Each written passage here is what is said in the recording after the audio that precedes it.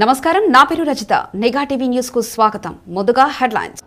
2 లక్షల వరకు రుణమాఫీ చేస్తామని చెప్పాం.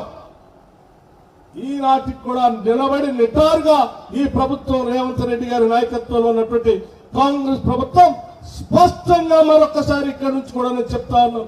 2 లక్షల వరకు రుణమాఫీ చేసే కార్యక్రమంలో మేము ఒక్క అడుగు కూడా వెనక్కి వేయం. వేసే ఉద్దేశం కూడా లేదు.